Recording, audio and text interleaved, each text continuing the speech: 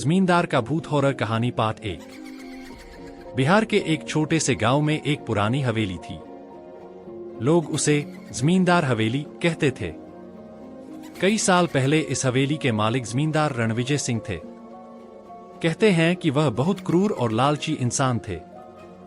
अपने मजदूरों से बेगारी करवाते और जिसने विरोध किया उसे मौत के घाट उतार देते।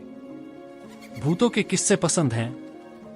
राम कुमार चैनल को अभी सब्सक्राइब करें। नई और डरावनी कहानियों के लिए घंटी दबाना न भूलें। राम कुमार, जहां डर का नया पता है। धन्यवाद। एक रात अचानक आग लग गई और जमींदार उसी हवेली में जलकर मर गया। लेकिन उसके मरने के बाद भी गांव वालों का कहना था कि उसकी आत्मा हवेली में भटक रही है। रात को अक्सर हवेली से घोड़ों की टापें सुनाई देती, भारी आवाज में किसी के हंसने की गूंज आती और कभी कभी खिड़कियों से जमींदार का साया दिखाई देता, लाल आंखों वाला, सफेद धोती पहने, हाथ में खून से सनी छड़ी लिए। गांव वाले उस रास्ते से रात में गुजरना भी छोड़ चुके थे। एक बार गांव का ही एक लड़का अरविंद अपने दोस्तों को हिम्मत दिखाने के लिए आधी रात को हवेली के अंदर चला गया। शुरू में सब कुछ शांत था, जाले, टूटी दीवारें और अंधेरा। लेकिन जैसे ही वह हवेली के बीच वाले कमरे में पहुंचा, दरवाजा अपने आप बंद हो गया। अचानक पीछे से एक भारी आवाज आई, मेरी हवेली में कौन आया है? अरविंद के पैरों तले जमीन खिसक गई। उसने देखा, दीवार पर जलती मशालें अपने आप जल उठीं और उनके बीच से जमींदार की परछाई निकली। उसका चेहरा जला हुआ था, आंखों से खून टपक रहा था। अरविंद चीखने लगा और दरवाजा खोलकर भागने लगा। लेकिन कहते हैं, वह जब बाहर निकला, उसका दिमाग पूरी तरह से खराब हो चुका था। वह बार बार सिर्फ एक ही बात बोलता, जमींदार लौट आया है, जमींदार लौट आया है।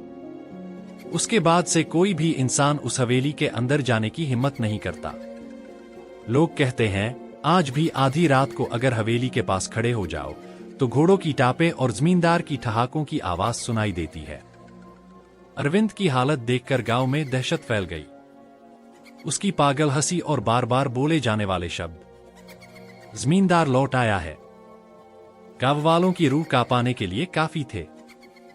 गांव के बुजुर्गों ने बताया कि जमींदार मरते वक्त शाप देकर गया था, मेरे खजाने को पाने वाला कभी चैन से नहीं जी पाएगा, मैं लौट लौट कर उसे मार डालूंगा। लोगों का मानना था कि हवेली में कहीं जमींदार का छिपा खजाना दफन है। कई बार लालच में लोग अंदर गए, लेकिन कोई वापस नहीं लौटा। एक रात गांव के बाहर से कुछ लोग आए। वे खजाना ढूंढने वाले थे। दिल्ली और पटना के अमीर साहूकारों ने उन्हें भेजा था। उन्होंने गांव वालों की चेतावनी नहीं मानी और हवेली में घुस गए।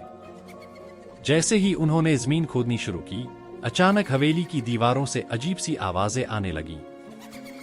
टूटी खिड़कियां अपने आप बंद हो गईं, दरवाजे पर जंजीरें खड़कने लगीं। उनमें से एक आदमी बोला, ये सब वहम है, जल्दी खोदो। मगर जैसे ही फावड़ा मिट्टी में धंसा, खून की बूंदें निकलने लगीं। सब डरकर पीछे हट गए। तभी जमीन के अंदर से एक जली हुई लाश निकली। उसकी आंखें अंगारों की तरह लाल थीं। वही था रणविजय सिंह, जमींदार। उसकी भारी आवाज गूंजी, मेरे खजाने को छूने की हिम्मत किसने की? आदमियों ने भागने की कोशिश की, मगर हवेली के दरवाजे पत्थर की दीवार बन चुके थे। चारों तरफ अंधेरा और उस अंधेरे में जलते लाल चेहरे, टूटी हड्डियों जैसी चीखें और छायाएं मंडरा रही थीं। एक एक करके वे साहूकार हवेली में समा गए। उनकी चीखें कई मील दूर तक सुनाई दीं। अगले दिन सिर्फ खून से सनी मिट्टी और टूटी फावड़ियां मिली। गांव वालों ने तब कसम खाई कि वे कभी हवेली की तरफ न देखेंगे, न उसके पास जाएंगे। लेकिन कहते हैं, आज भी रात को अगर कोई हवेली के पास जाता है तो हवेली से आती चीखों के बीच अरविंद की पागल हंसी और जमींदार की आवाज सुनाई देती है, खजाना मेरा है और ये हवेली भी। तो दोस्तों, कैसी लगी आज की कहानी? अगर आपको डरने में मजा आया तो राम कुमार चैनल को अभी सब्सक्राइब करें और घंटी दबाना न भूलें ताकि हमारी कोई भी नई और डरावनी कहानी आपसे मिस न हो। मिलते हैं अगली बार एक और रोंगटे खड़े कर देने वाली कहानी के साथ। देखते रहिए रामकुमार, जहां डर का नया पता है।